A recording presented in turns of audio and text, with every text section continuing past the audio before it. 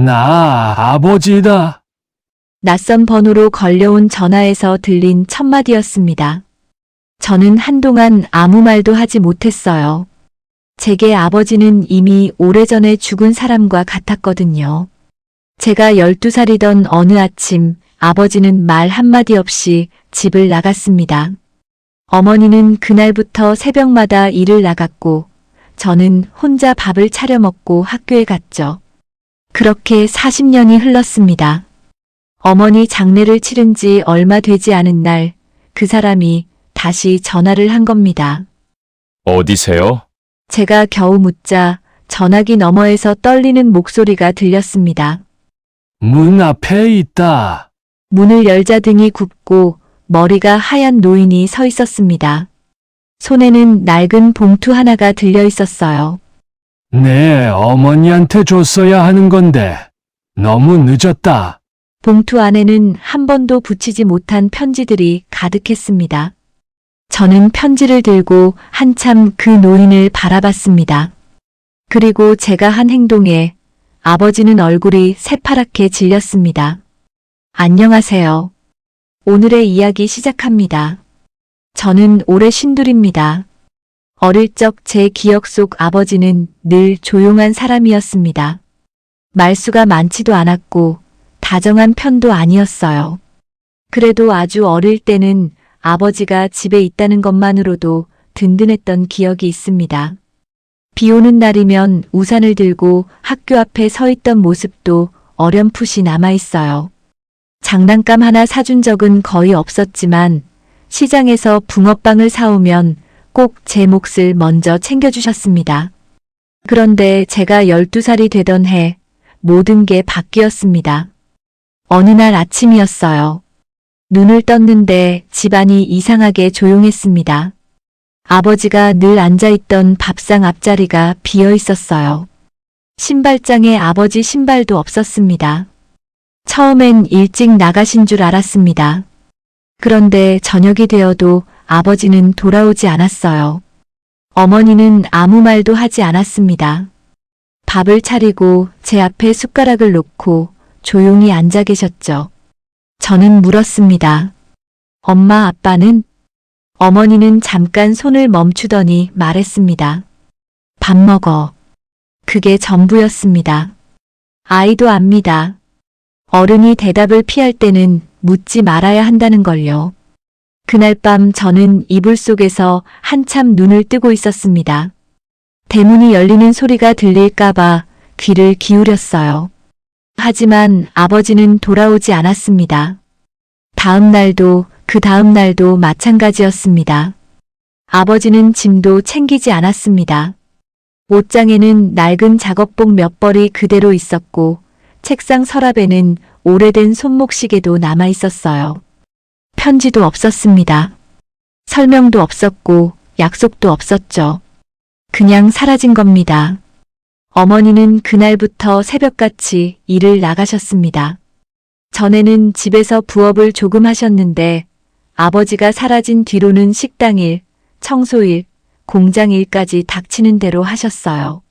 새벽 5시면 어머니가 조용히 일어나는 소리가 들렸습니다. 찬물로 얼굴을 씻고 낡은 가방을 들고 나가셨죠. 저는 혼자 밥을 차려 먹었습니다. 냄비에 남은 국을 데우고 김치 하나 꺼내 밥을 먹었어요. 가끔은 밥이 없어서 물에 말아 먹고 학교에 간 적도 있습니다. 처음엔 부끄러웠습니다. 친구들이 아버지 이야기를 하면 저는 말이 없어졌어요. 우리 아빠가 어제 축구공 사줬다. 우리 아빠 차 타고 놀러 갔다. 그런 말을 들으면 그냥 웃었습니다. 저에게도 아버지가 있었다고 말하고 싶었지만 입이 떨어지지 않았어요. 아버지가 집을 나갔다는 사실이 마치 제 잘못처럼 느껴졌습니다. 명절이 제일 힘들었습니다. 친구들은 아버지 손을 잡고 친척집에 가고 성묘를 가고 새 옷을 입었습니다. 저는 어머니와 둘이 성묘를 갔어요. 어머니는 제 손을 잡고 버스를 몇 번이나 갈아타셨습니다. 아버지 자리는 늘 비어 있었죠. 친척들은 어머니를 불쌍하게 봤습니다. 어떤 사람은 제 머리를 쓰다듬으며 말했어요. 아이고, 어린 게 고생이 많다. 그 말이 싫었습니다. 저는 고생이 많은 아이가 되고 싶지 않았어요. 그냥 평범한 아이가 되고 싶었습니다. 하지만 우리 집은 더 이상 평범하지 않았습니다. 아버지가 사라진 뒤 어머니는 한 번도 아버지 욕을 하지 않으셨어요. 그게 저는 더 이상했습니다. 차라리 욕이라도 했으면 좋겠다고 생각했습니다. 나쁜 사람이다. 우리를 버린 사람이다. 그렇게 말해줬으면 제 마음도 조금 편했을 것 같아요. 하지만 어머니는 늘 입을 다물었습니다. 아버지 이름을 꺼내지도 않았고 제가 물어도 대답하지 않았죠. 어느 날 제가 참지 못하고 물었습니다. 엄마, 아빠 왜 안 와? 어머니는 빨래를 널다가 멈췄습니다. 그리고 아주 오래 침묵했어요. 그러다 말했습니다. 너는 그냥 공부해. 내 인생 살아. 그 말이 어린 저에게는 너무 차갑게 들렸습니다. 하지만 나이가 들고 보니 알겠습니다. 그 말은 어머니가 무너지지 않기 위해 겨우 붙잡은 말이었겠죠. 아버지는 사라졌지만 삶은 멈추지 않았습니다. 밥을 먹어야 했고 학교에 가야 했고 월세를 내야 했어요. 어머니는 울 시간도 없이 일을 나가야 했습니다. 저는 그때부터 마음속으로 아버지를 지우기 시작했습니다. 기다리면 더 아프니까요. 보고 싶다고 생각하면 더 비참해지니까요. 그래서 저는 스스로에게 말했습니다. 아버지는 없는 사람이다. 처음부터 없었던 사람이다. 그렇게 생각해야 살 수 있었습니다. 중학교에 올라가면서 저는 더 말수가 줄었습니다. 친구들이 가족 이야기를 하면 일부러 책을 보는 척했습니다. 가정환경 조사서에 아버지 직업을 쓰는 칸이 있을 때마다 손이 멈췄어요. 처음 몇 번은 빈칸으로 냈습니다. 담임 선생님이 조용히 저를 불러 물었죠. 아버지는 무슨 일 하시니? 저는 고개를 숙이고 말했습니다. 모릅니다.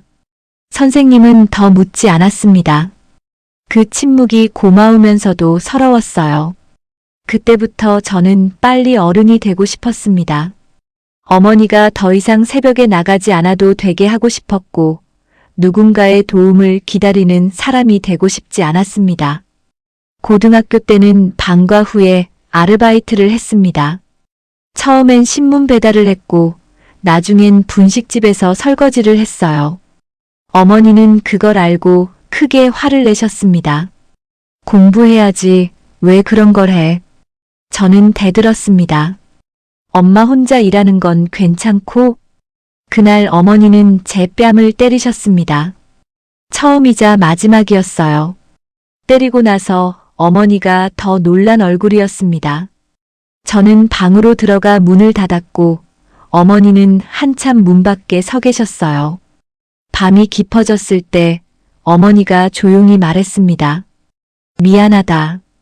저는 이불을 뒤집어 쓴 채 대답하지 않았습니다.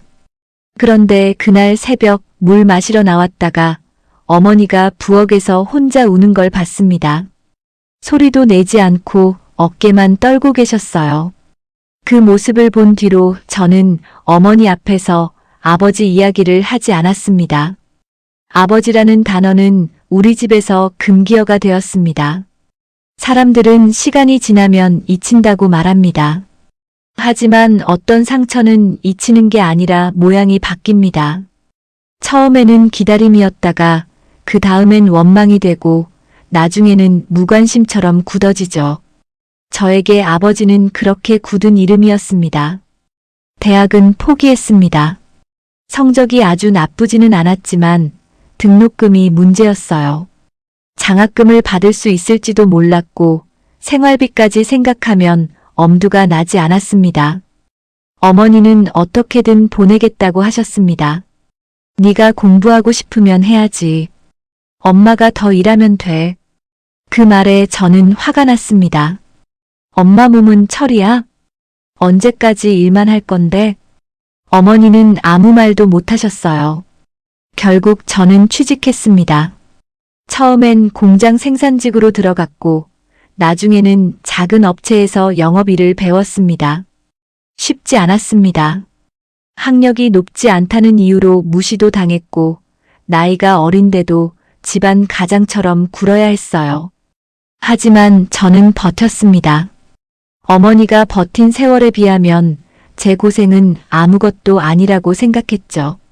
29에 결혼했습니다. 아내는 제 사정을 알고도 저를 받아준 사람이었습니다. 처음 장인어른을 뵈러 갔을 때 가장 두려웠던 질문은 아버지에 관한 것이었어요. 예상대로 물으셨습니다. 아버님은 무슨 일 하시나? 저는 잠깐 숨을 멈췄다가 말했습니다. 어릴 때 집을 나가셔서 연락이 끊겼습니다. 식탁 위 공기가 잠깐 멈췄습니다. 장인어른은 한참 저를 보다가 말했습니다. 그럼 자네는 더 단단하게 살아야겠구먼. 그 말에 눈물이 날 뻔했습니다. 불쌍하다고 하지 않고 부족하다고 하지 않고 그저 단단하게 살라고 해주셨거든요. 결혼 후 저는 어머니를 자주 찾아갔습니다. 어머니는 손주가 태어나자 조금 웃기 시작하셨어요. 아이를 품에 안고 한참 바라보셨습니다. 네가 어릴 때도 이렇게 작았는데. 그 말을 듣는데 마음이 이상했습니다. 저도 이제 아버지가 되었으니까요. 아이가 태어난 뒤 저는 더 이해할 수 없었습니다. 어떻게 자기 자식을 두고 사라질 수 있었을까? 어떻게 한 번도 전화하지 않을 수 있었을까? 아이가 밤에 열이 나면 저는 미친 사람처럼 병원으로 뛰었습니다. 아이 운동회 날이면 일을 미루고라도 갔어요. 그러면서 매번 생각했습니다. 아버지는 왜 그러지 못했을까? 무슨 사정이 있었든 적어도 한 번은 돌아봤어야 하는 거 아닌가? 그 생각은 나이가 들수록 더 단단해졌습니다. 저는 아버지를 용서할 생각이 없었습니다. 사실 용서라는 말 자체가 싫었어요. 용서하려면 먼저 그 사람이 내 앞에 있어야 하잖아요. 그런데 아버지는 없었습니다. 없던 사람을 어떻게 용서합니까?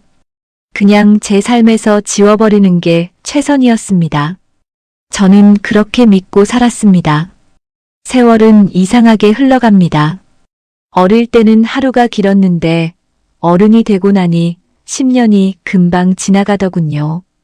저는 회사에서 자리를 잡았고 아이들도 자랐습니다. 어머니는 점점 늙어가셨어요. 처음에는 허리가 아프다고 하셨고 나중에는 무릎이 안 좋다고 하셨습니다. 그래도 병원 가자는 말은 늘 피하셨죠. 나이 들면 다 그래. 돈 아깝게 병원은 무슨. 어머니는 평생 돈 아끼는 말만 하셨습니다. 당신 몸에는 쓰는 걸 싫어하셨어요. 제가 보약이라도 사드리면 타박부터 하셨습니다. 이 돈이면 애들 옷이나 사주지. 그럴 때마다 저는 일부러 화를 냈습니다. 엄마도 좀 받아.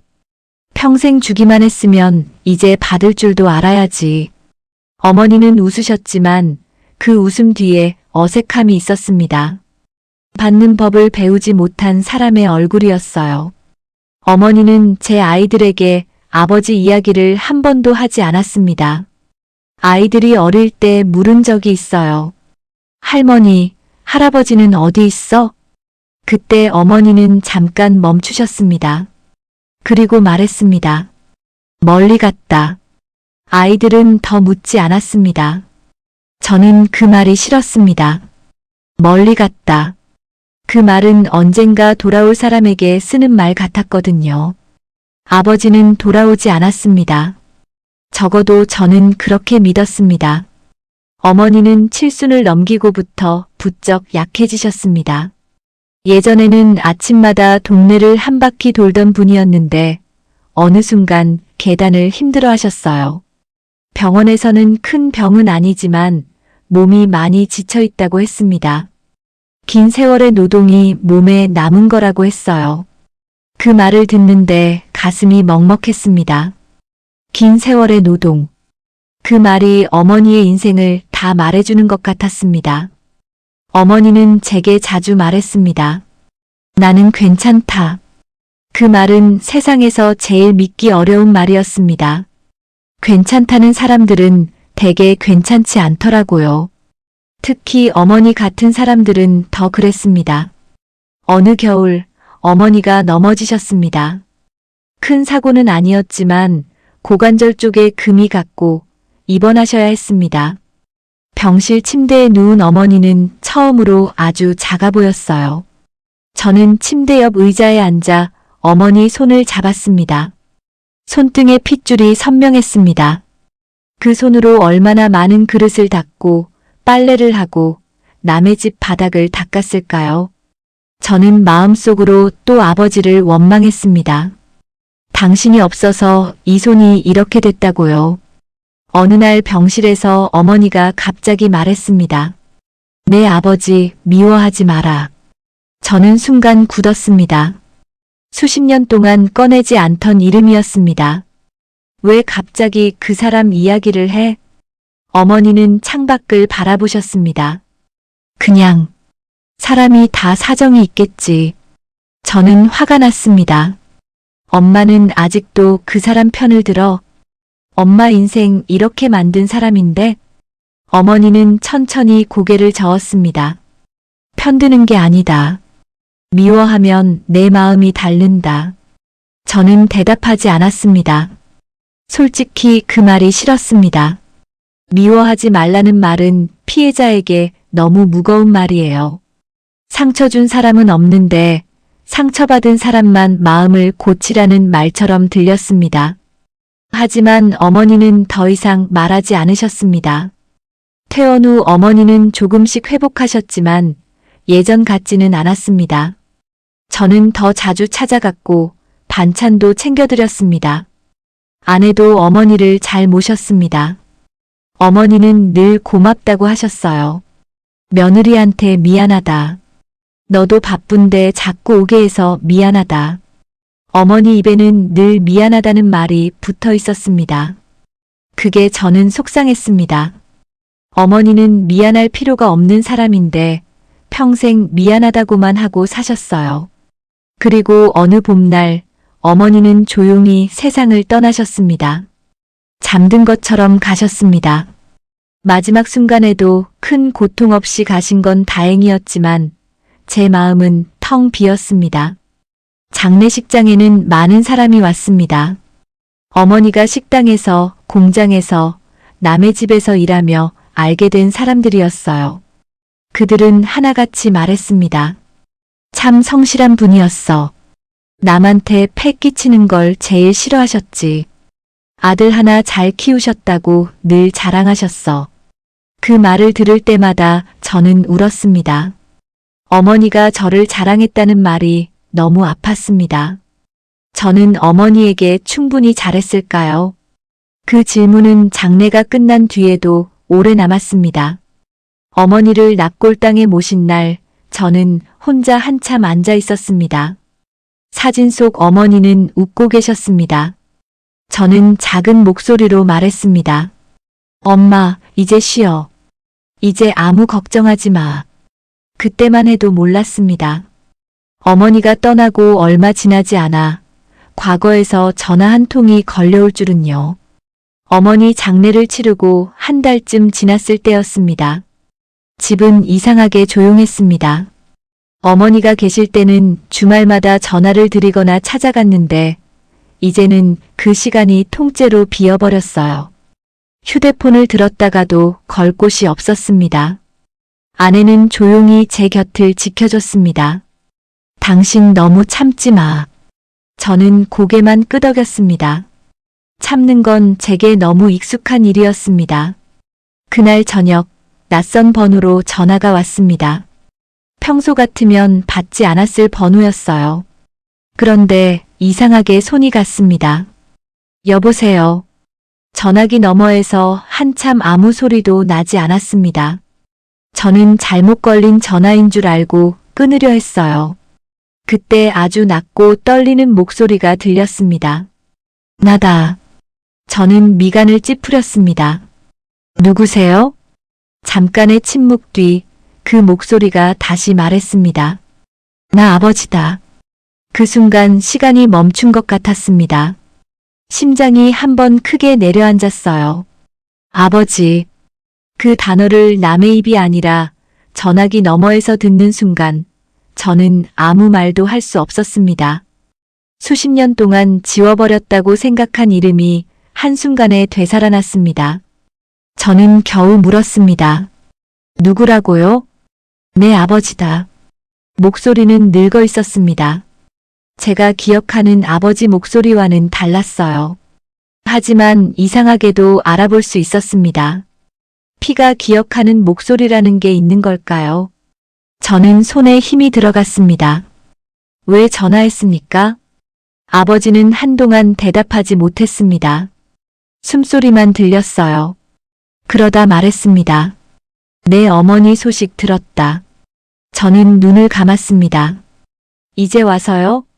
목소리가 저도 모르게 날카로워졌습니다. 장례도 끝났습니다. 살아계실 때 한 번도 안 오더니 돌아가시고 나서 전화한 겁니까? 전화기 너머가 조용해졌습니다. 아버지는 아주 작게 말했습니다. 미안하다. 그 말이 너무 쉽게 들렸습니다. 미안하다. 40년을 비워놓고 꺼내기엔 너무 짧은 말이었습니다. 저는 차갑게 물었습니다. 어디세요? 아버지가 대답했습니다. 문 앞에 있다. 저는 순간 숨이 멎는 줄 알았습니다. 천천히 현관 쪽을 바라봤어요. 아내가 거실에서 저를 보고 있었습니다. 제 얼굴이 이상했는지 다가와 물었습니다. 왜 그래? 저는 입모양으로만 말했습니다. 아버지래. 아내의 얼굴도 굳었습니다. 전화기 너머에서 아버지가 다시 말했습니다. 한 번만 얼굴 보고 가마. 안 열어줘도 된다. 그 말에 오히려 화가 났습니다. 안 열어줘도 된다니요. 평생 제 문 밖에도 없던 사람이 이제 와서 선택권을 주는 척하고 있었습니다. 저는 전화를 끊었습니다. 그리고 현관 앞에 섰습니다. 손이 문고리에 닿았지만 쉽게 돌리지 못했어요.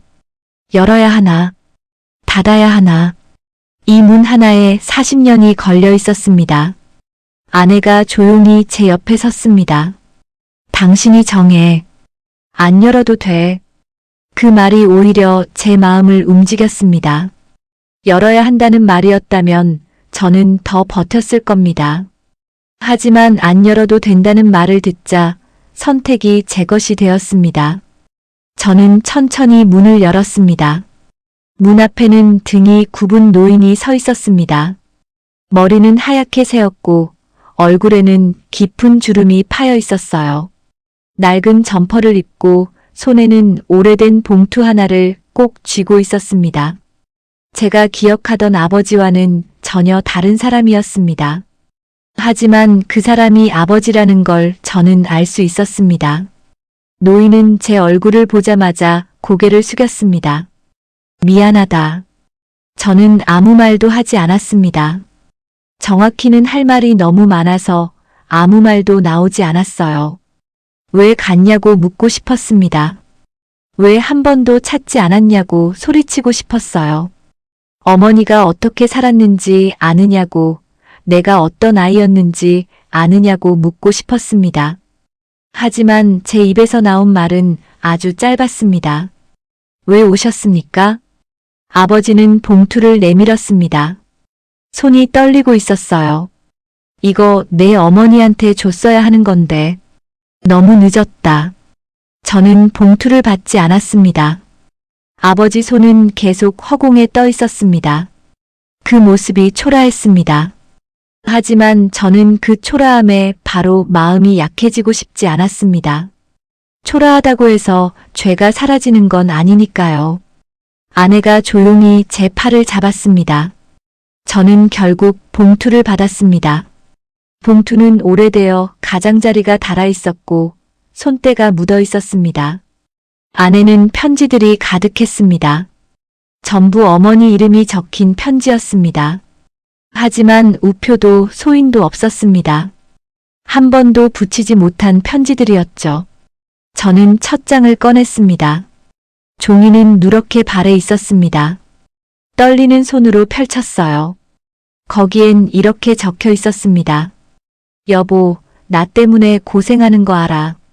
미안해서 못 돌아가겠어. 그 문장을 보는 순간 제 안에서 뭔가 무너졌습니다. 화가 사라진 건 아니었습니다. 원망이 없어진 것도 아니에요. 그런데 눈물이 먼저 났습니다. 아버지는 제 눈물을 보고 더 고개를 숙였습니다. 저는 편지를 접었습니다. 그리고 아버지를 한참 바라봤습니다.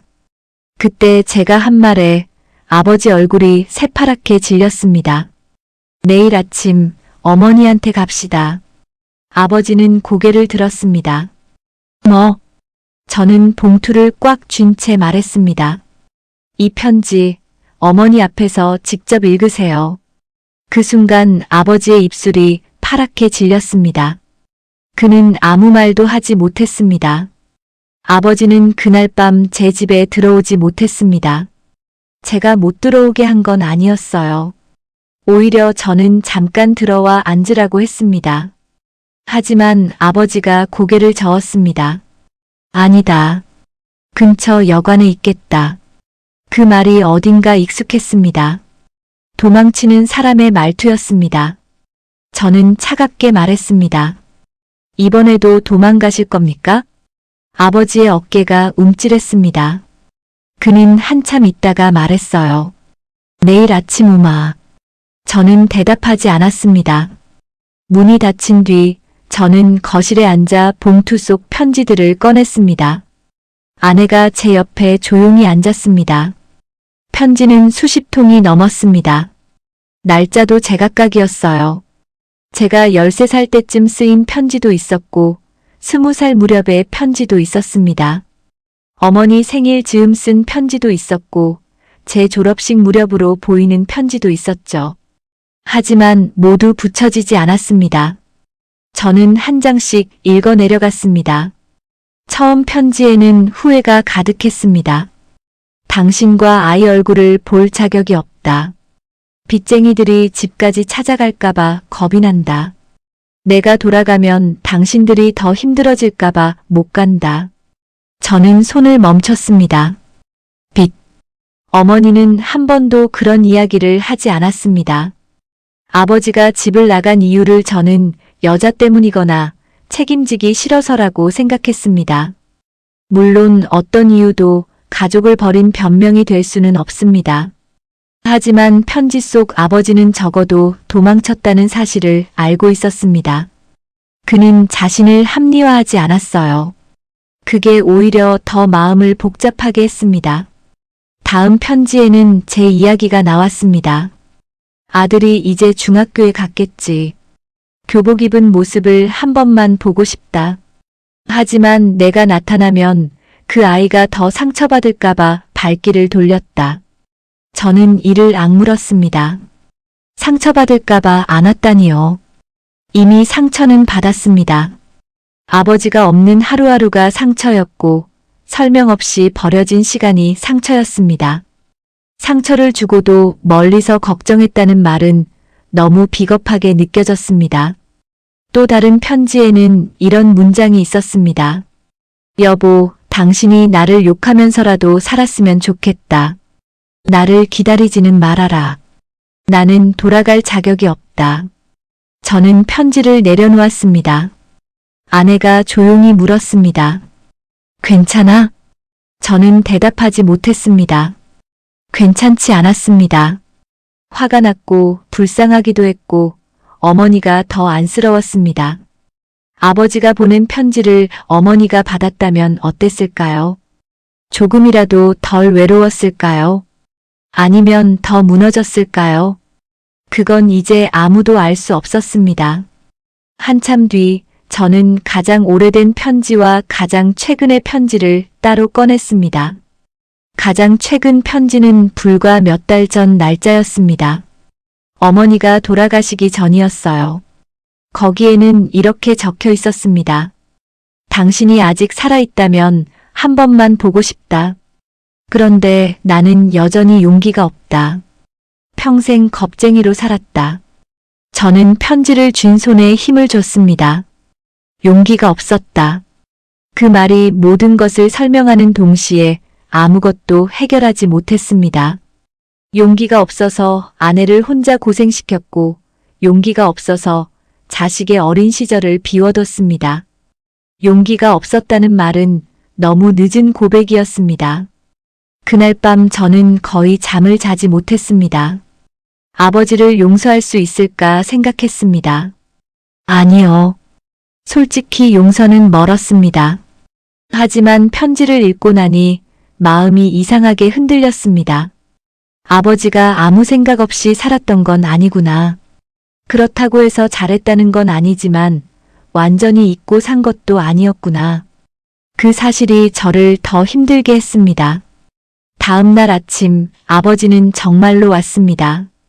현관 앞에 서 있는 모습이 전날보다 더 초췌해 보였어요. 저는 말없이 차 키를 들었습니다. 갑시다. 아버지는 떨리는 목소리로 물었습니다. 어디로 가냐? 어머니 계신 곳이요. 아버지는 눈을 감았습니다. 차 안에서는 아무도 말하지 않았습니다. 아내는 따라오지 않았습니다. 당신과 아버지가 둘이 가야 할 것 같아. 그 말이 맞았습니다. 차 안 공기는 무거웠습니다. 아버지는 창밖만 바라봤어요. 그의 손은 무릎 위에서 계속 떨리고 있었습니다. 저는 운전대를 잡고 앞만 봤습니다. 가끔 옆을 보고 싶었지만 참았습니다. 제가 울 것 같았거든요. 납골당에 도착했을 때 아버지는 차에서 바로 내리지 못했습니다. 안전벨트를 푼 채 한참 앉아 있었어요. 저는 조용히 말했습니다. 내리세요. 아버지는 작은 목소리로 말했습니다. 못하겠다. 그 말에 제 안에 화가 다시 올라왔습니다. 못하겠다는 말을 40년 동안 하셨잖아요. 오늘은 하세요. 아버지 얼굴이 하얗게 질렸습니다. 그는 천천히 차에서 내렸습니다. 발걸음은 몹시 느렸습니다. 납골당 안으로 들어가 어머니 사진 앞에 섰을 때 아버지는 결국 무릎을 꿇었습니다. 사진 속 어머니는 환하게 웃고 계셨습니다. 아버지는 그 사진을 보고 숨을 제대로 쉬지 못했습니다.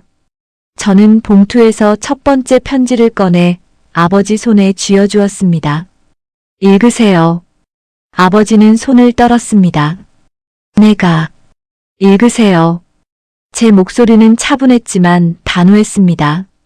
아버지는 한참 고개를 숙이다가 편지를 펼쳤습니다. 그리고 아주 작은 목소리로 읽기 시작했습니다. 여보. 첫 단어를 읽는 순간 아버지 목소리가 무너졌습니다. 아버지는 편지를 제대로 읽지 못했습니다. 한 문장 읽고 멈추고 또 한 문장 읽고 숨을 삼켰어요. 나 때문에 고생하는 거 알아. 미안해서 못 돌아가겠어. 그 말이 납골당 안에 울렸습니다. 저는 어머니 사진을 바라봤습니다. 사진 속 어머니는 여전히 웃고 있었지만 저는 그 웃음 뒤의 세월을 알고 있었습니다. 새벽마다 나가던 어머니의 등, 젖은 손으로 저녁을 차리던 손, 아버지 이름이 나오면 멈추던 눈빛, 그 모든 것이 떠올랐습니다. 아버지는 결국 편지를 끝까지 읽지 못하고 울었습니다. 처음 보는 모습이었습니다. 어릴 때 기억 속 아버지는 울지 않는 사람이었어요. 그런데 지금 제 앞에 놓이는 아이처럼 울고 있었습니다. 저는 그 모습을 보면서도 쉽게 마음이 풀리지 않았습니다. 눈물은 누구나 흘릴 수 있습니다. 하지만 눈물이 지나간 시간을 되돌려주지는 못하니까요. 저는 두 번째 편지를 꺼냈습니다. 이것도 읽으세요. 아버지는 고개를 들었습니다. 눈이 벌겋게 충혈되어 있었어요. 그만하면 안 되겠냐? 저는 조용히 말했습니다. 어머니는 그만할 수 없었어요. 40년을 사셨습니다. 오늘 몇 장 읽는 게 그렇게 힘드세요? 아버지는 아무 말도 하지 못했습니다. 그는 다시 편지를 펼쳤습니다. 이번 편지는 제가 중학교에 들어갔을 무렵의 편지였습니다. 아들이 교복을 입었겠지. 내가 옆에 있었다면 사진을 찍어줬을 텐데. 그 아이가 나를 미워해도 당연하다. 저는 그 문장을 듣는 순간 눈물이 났습니다. 아버지가 제 교복 입은 모습을 생각했다는 게 슬퍼서가 아니었습니다. 그걸 생각하면서도 오지 않았다는 게 더 화가 났습니다. 저는 낮게 말했습니다. 미워했습니다. 아버지는 편지에서 눈을 떼지 못했습니다. 아주 많이 미워했습니다. 그리고 이제는 미워하는 것도 지쳤습니다. 아버지는 고개를 숙였습니다. 저는 그 앞에 서서 처음으로 오랫동안 묻고 싶었던 말을 꺼냈습니다. 왜 안 오셨어요? 아버지는 입술을 떨었습니다. 빚이 있었다. 사업하다가 망했고 사람들한테 쫓겼다. 집까지 찾아갈까봐 무서웠다. 저는 이를 악물었습니다. 그래서 가족을 버렸습니까? 아버지는 고개를 저었습니다. 버리려고 한 건 아니었다. 저는 바로 말했습니다. 버리려고 했든 아니든 우리는 버려졌습니다. 그 말에 아버지는 몸을 움츠렸습니다. 저는 계속 말했습니다. 어머니는 새벽마다 일하러 나가셨어요. 저는 혼자 밥 먹고 학교 갔습니다. 명절마다 아버지 없는 자리를 봤고요. 아버지가 안 오면 적어도 편지라도 보냈어야죠. 아버지는 손에 든 편지를 바라봤습니다. 못 보냈다. 보내면 당신들이 나를 기다릴까봐. 저는 웃음이 나왔습니다. 슬픈 웃음이었죠. 기다렸습니다. 안 보내도 기다렸어요. 어릴 때는 매일 대문 소리만 들었습니다. 아버지는 그 말에 무너졌습니다. 미안하다. 정말 미안하다. 저는 고개를 돌렸습니다. 그 말이 너무 늦었습니다. 하지만 어머니 사진 앞에서 그 말을 듣자 마음 한쪽이 이상하게 흔들렸어요. 아버지의 사과가 제게 닿았다기보다 어머니가 들어야 했던 말을 이제야 대신 듣는 느낌이었습니다. 저는 봉투 속 편지를 모두 어머니 사진 앞에 내려놓았습니다. 그리고 말했습니다. 이건 어머니 겁니다. 이제라도 여기 두고 가세요. 아버지는 떨리는 손으로 편지들을 가지런히 정리했습니다. 그 모습이 너무 늙어 보여서 순간 마음이 아팠습니다. 하지만 저는 그 마음을 바로 따라가지 않았습니다. 불쌍함이 용서가 되어서는 안 된다고 생각했어요. 납골당을 나오는 길, 아버지는 거의 말을 하지 않았습니다. 차에 타기 전 아버지가 제게 물었습니다. 너는 나를 용서할 수 있겠냐? 저는 한참 생각했습니다. 그리고 솔직하게 대답했습니다. 아직은 못합니다. 아버지는 고개를 끄덕였습니다. 그래, 당연하다. 저는 이어서 말했습니다. 하지만 오늘 도망가지 않은 건 기억하겠습니다. 아버지는 그 말에 저를 바라봤습니다. 그의 눈에 다시 눈물이 고였습니다. 저는 차 문을 열며 말했습니다. 집으로 가시죠. 그때 아버지가 조심스럽게 물었습니다. 내가 내 집에 들어가도 되겠냐? 저는 한숨을 내쉬었습니다. 하룻밤만요. 그리고 앞으로 어떻게 할지는 천천히 생각하겠습니다. 아버지는 고개를 깊게 숙였습니다. 그날 아버지는 처음으로 제 집 안에 들어왔습니다. 40년 만에 아주 늦게 말이죠. 집으로 돌아오자 아내가 조용히 문을 열어주었습니다. 아버지는 현관에서 신발을 벗는 것도 어려워했습니다. 나이가 들어서인지 마음이 무거워서인지 허리를 제대로 펴지 못했어요. 제 아이들은 이미 다 큰 나이였지만 갑자기 나타난 할아버지를 어떻게 대해야 할지 몰라 어색해했습니다.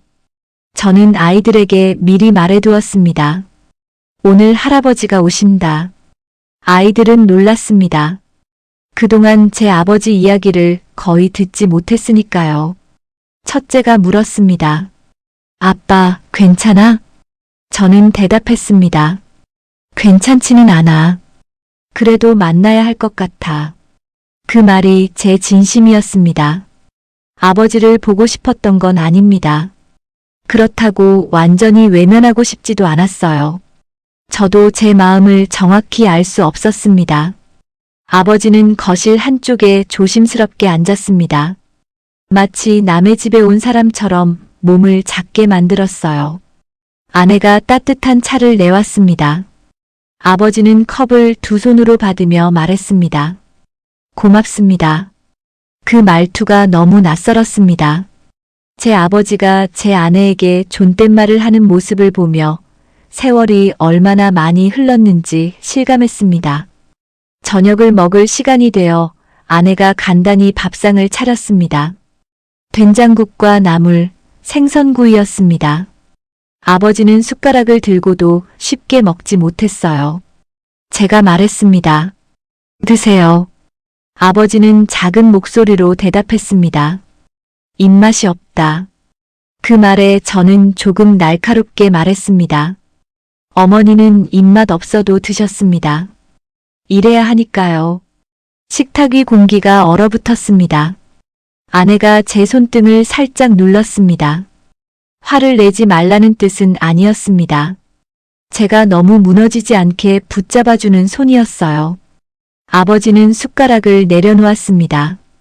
그래. 내가 할 말이 없다. 그날 밤 아버지는 거실에서 잤습니다. 제가 작은 이불을 가져다 주자 아버지는 몇 번이나 고맙다고 했어요. 저는 대답하지 않았습니다. 방으로 들어왔지만 잠이 오지 않았습니다.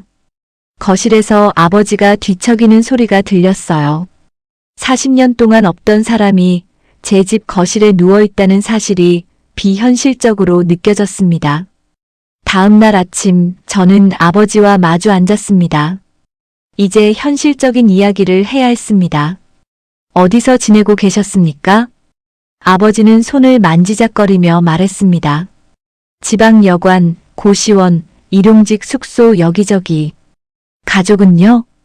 아버지는 고개를 저었습니다. 없다. 그 짧은 대답에 많은 세월이 묻어 있었습니다. 저는 계속 물었습니다. 몸은요? 좋지 않다. 병원은 다니십니까? 돈이 없어서 제대로는 못 갔다. 저는 눈을 감았습니다. 이제 또 선택의 순간이었습니다. 이 사람을 모른 척할 것인가? 아니면 최소한의 도움은 줄 것인가? 제 안에서는 두 목소리가 싸웠습니다. 한쪽은 말했습니다. 버려라. 그 사람은 이미 너희를 버렸다. 다른 한쪽은 말했습니다. 그래도 내 아버지다. 늙고 병든 사람을 문 밖으로 내보내면 너는 괜찮겠느냐? 저는 오랫동안 침묵했습니다. 그리고 말했습니다. 같이 살 수는 없습니다. 아버지는 고개를 들었습니다. 저는 단호하게 이어갔습니다. 저는 아직 아버지를 용서하지 못했습니다. 제 가족도 갑자기 당신을 받아들일 준비가 안 되어 있고요. 아버지는 천천히 고개를 끄덕였습니다. 알았다. 당연하다. 하지만 그냥 보내지도 않겠습니다. 아버지가 저를 바라봤습니다. 근처에 작은 고시원을 알아보겠습니다. 병원도 한번 가세요. 생활이 정말 어렵다면 복지센터에 같이 가보겠습니다. 아버지 얼굴이 복잡하게 흔들렸습니다. 아마 그는 제가 자신을 내쫓거나 반대로 바로 받아주거나 둘 중 하나일 거라 생각했을 겁니다. 하지만 저는 어느 쪽도 선택하지 않았습니다. 용서하지 않지만 외면하지도 않는 길. 그게 제게 가능한 최선이었습니다. 아버지는 떨리는 목소리로 말했습니다. 고맙다. 저는 고개를 저었습니다. 고마워하지 마세요. 이건 아버지를 위한 것만은 아닙니다. 제가 나중에 제 마음을 미워하지 않기 위한 겁니다. 아버지는 그 말에 아무 대답도 하지 못했습니다. 그날 오후 저는 아버지를 데리고 병원에 갔습니다. 검사를 기다리는 동안 아버지는 대기실 의자에 앉아 작게 몸을 웅크리고 있었어요. 문득 그 모습이 어릴 적 기억 속 아버지와 겹쳤습니다. 젊고 무뚝뚝했던 남자는 사라지고 늙고 후회 많은 노인만 남아 있었습니다. 저는 그 사실이 서글펐습니다. 하지만 동시에 생각했습니다. 세월이 아버지를 벌한 걸까? 아니면 그저 늙게 만든 걸까? 정답은 알 수 없었습니다. 검사가 끝나고 복지센터에도 들렀습니다. 상담을 받고 가능한 지원을 알아봤어요. 아버지는 내내 제 눈치를 봤습니다. 저는 일부러 사무적으로 굴었습니다. 마음이 너무 가까워지면 제가 또 흔들릴 것 같았거든요. 며칠 뒤 아버지는 제 집에서 멀지 않은 작은 방에 들어갔습니다. 방은 좁고 낡았지만 적어도 비를 피하고 잠을 잘 곳이었습니다.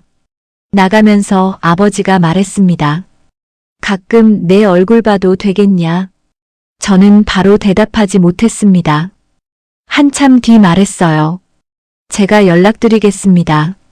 아버지는 고개를 끄덕였습니다. 그 얼굴은 실망과 안도가 섞여 있었습니다. 저는 돌아오는 길에 차 안에서 한참 울었습니다. 왜 울었는지는 모르겠습니다. 화가 나서였는지, 불쌍해서였는지, 어머니가 생각나서였는지요. 아마 전부였을 겁니다. 그 후로 저는 한 달에 한두 번 아버지를 찾아갔습니다. 처음에는 의무감이었습니다. 병원 약은 잘 먹는지, 방은 괜찮은지, 밥은 먹는지 확인하는 정도였어요. 아버지는 제가 갈 때마다 어쩔 줄 몰라 했습니다. 물 한 잔을 내오면서도 손을 떨었고, 제가 앉으면 의자부터 닦았습니다. 그냥 계세요. 제가 말하면 아버지는 멋쩍게 웃었습니다. 뭐라도 해야지. 그 말이 마음에 걸렸습니다. 아버지는 이제라도 뭔가를 하고 싶어 했습니다.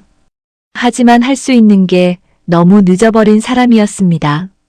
어느 날 아버지 방에서 작은 상자를 발견했습니다. 상자 안에는 제 어릴 적 사진 몇 장이 들어 있었어요.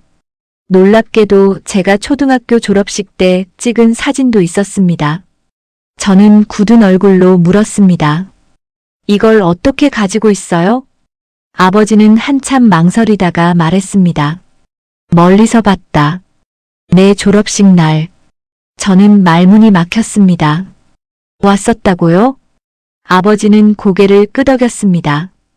운동장 끝에 있었다. 네가 어머니랑 사진 찍는 거 보고 그냥 갔다. 순간 분노가 치밀었습니다. 그때 왜 안 왔어요? 아버지는 고개를 숙였습니다. 네가 웃고 있더라.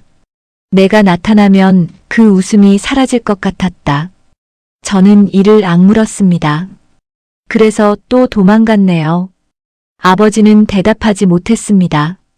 저는 사진을 내려놓았습니다. 그날은 더 앉아있지 못하고 나왔습니다. 집으로 돌아오는 길 화가 나서 운전대를 꽉 잡았습니다. 아버지는 정말 여러 번 돌아올 기회가 있었습니다. 졸업식에도 왔고 멀리서 봤고 편지도 썼습니다. 그런데 매번 돌아서 버렸습니다. 그 사실이 더 아팠어요. 몰라서 못 온 게 아니라 용기가 없어서 안 온 것이니까요. 며칠 동안 아버지에게 연락하지 않았습니다. 그러다 납골당에 혼자 다녀왔습니다. 어머니 사진 앞에 앉아 말했어요. 엄마, 나 어떻게 해야 해? 나는 아직도 화가 나. 그런데 그냥 모른 척도 못하겠어. 사진 속 어머니는 아무 대답도 하지 않았습니다.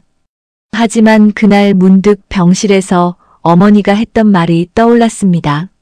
미워하면 내 마음이 닳는다. 저는 그 말을 이제 조금 다르게 받아들였습니다. 미워하지 말라는 뜻이 아버지를 용서하라는 말만은 아니었을 겁니다. 제 마음을 아버지에게 더 이상 빼앗기지 말라는 말이었겠죠. 저는 아버지를 완전히 용서하지 못했습니다. 아마 앞으로도 쉽게 용서하지 못할 겁니다. 하지만 미움만 붙잡고 살고 싶지도 않았습니다. 그 미움 속에는 12살의 제가 아직도 혼자 밥을 먹고 있었거든요.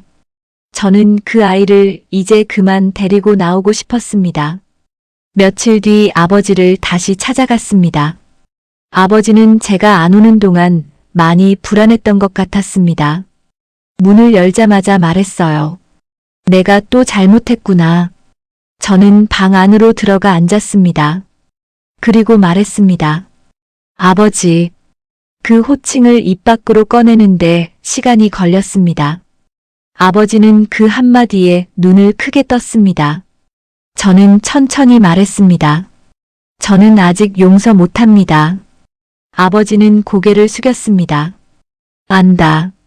그래도 앞으로 도망가지는 마세요. 아버지는 저를 바라봤습니다. 전화하면 받으세요.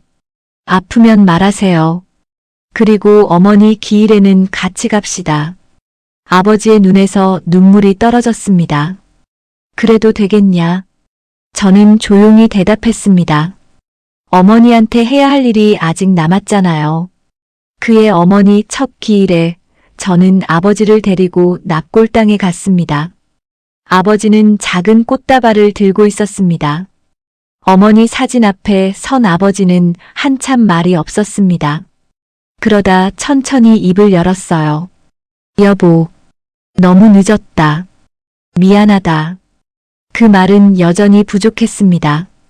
40년을 채우기에는 너무 짧았어요. 하지만 적어도 이번에는 도망가지 않았습니다. 저는 그 옆에 서 있었습니다. 아버지를 위해서라기보다 어머니를 위해서였습니다. 그리고 어쩌면 12살의 저를 위해서였는지도 모릅니다. 기일을 마치고 돌아오는 길에 아버지가 말했습니다. 네가 문을 열어줄 줄 몰랐다. 저는 앞을 보며 대답했습니다. 저도 제가 열 줄 몰랐습니다. 왜 열었냐? 저는 잠시 생각했습니다. 닫아버리면 평생 그 문 앞에 서 있을 것 같아서요. 아버지는 아무 말도 하지 않았습니다. 저도 더 말하지 않았어요. 우리 사이에 완전한 화해는 아직 없습니다. 드라마처럼 서로 끌어안고 울지도 않았습니다. 저는 여전히 아버지라는 단어가 낯설고 아버지는 여전히 제 앞에서 죄인처럼 앉습니다.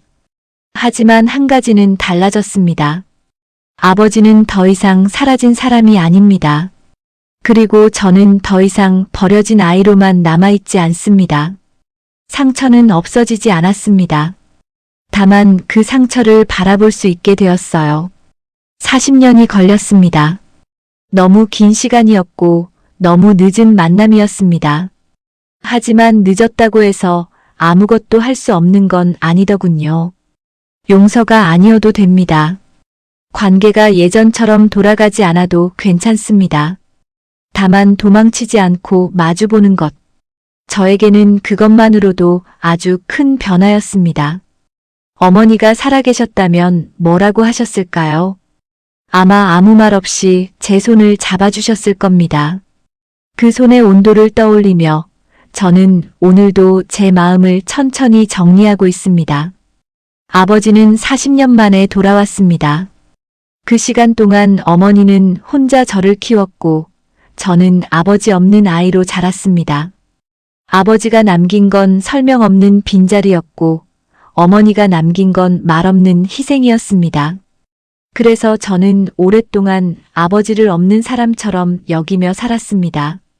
그런데 어머니가 떠난 뒤 아버지는 낡은 봉투 하나를 들고 찾아왔어요. 그 안에는 한 번도 붙이지 못한 편지들이 있었습니다. 편지 몇 장으로 40년의 상처가 사라지지는 않습니다. 미안하다는 말 한마디로 무너진 세월이 돌아오지도 않죠. 하지만 저는 그날 문을 열었습니다. 용서해서가 아니었습니다. 아직도 용서라는 말은 제게 너무 어렵습니다. 다만 그 문을 닫아버리면 제 마음속 어딘가에 12살의 제가 계속 서 있을 것 같았습니다. 그래서 저는 아버지를 어머니 앞에 세웠습니다. 도망치지 말고 늦게라도 해야 할 말을 하라고요. 가족이라는 이름은 때로 너무 아프고 무겁습니다. 하지만 상처를 마주보는 일도 결국 살아남은 사람의 몫일 때가 있습니다. 여러분이라면 30년 넘게 가족을 버리고 떠난 아버지가 낡은 편지를 들고 찾아왔을 때 그 문을 열어주시겠습니까?